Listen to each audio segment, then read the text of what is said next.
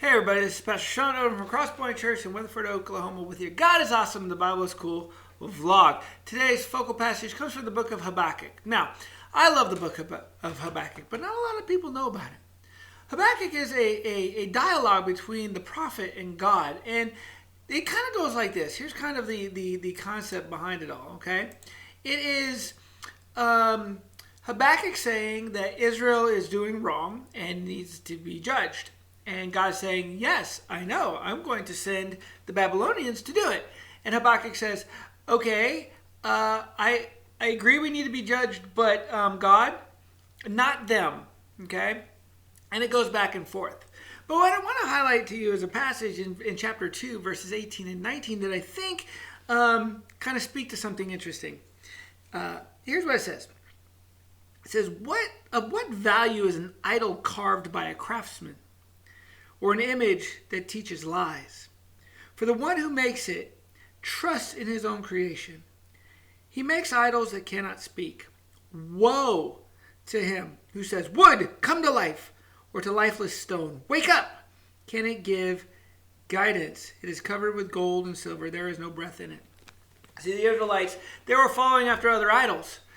And this was part of the problem and why they needed to be judged. Idols are created things. Now, we're familiar with the idea of idols being handmade, like gold or wooden objects that people bow down and worship, right? Or we might think of little statues that look like some deity or beastie that symbolizes a specific trait that's admirable. It might be that the specific idol being worshipped is a fertility god. When people want to be prosperous in a certain area, they'll worship the god that they think will bring a specific attribute. It might be that the god they are worshiping is a god of war that'll bring them success in battle, or the god of money. This is kind of the idea of idolatry that we have burned in our minds. But we also know that there is idolatry of other things. We make idolatries out of things like money or sports or sex. We worship these things, and we give them a place of honor in our lives above all things, especially God. This concept of idolatry is also well known. But there's more to it. Because at first, it seems that the only connection between the two types of idols is that they're both indeed idols. But there's another common thread.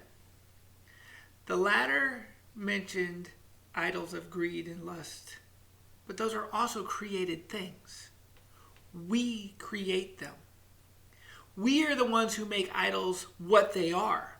Be they a little statue, or be they money, or be they ourselves. We make them into idols. We're the ones who give them power.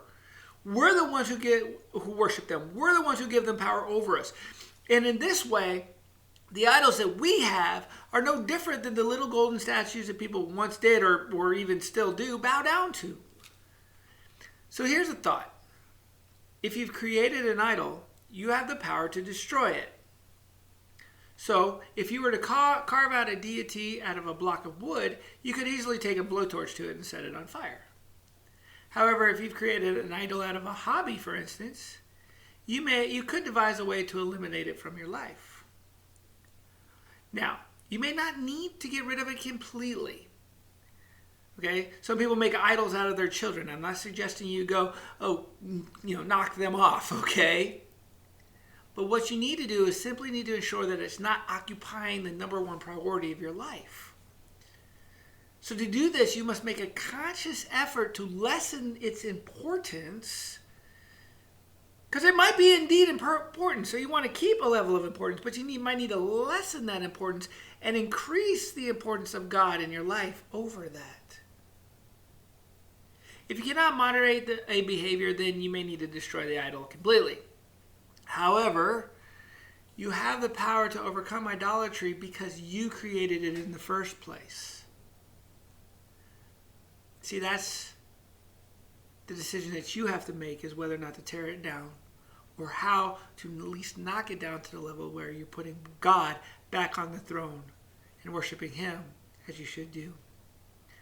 So, let's consider what are idols in our lives, and let's put God back in the place he should be in.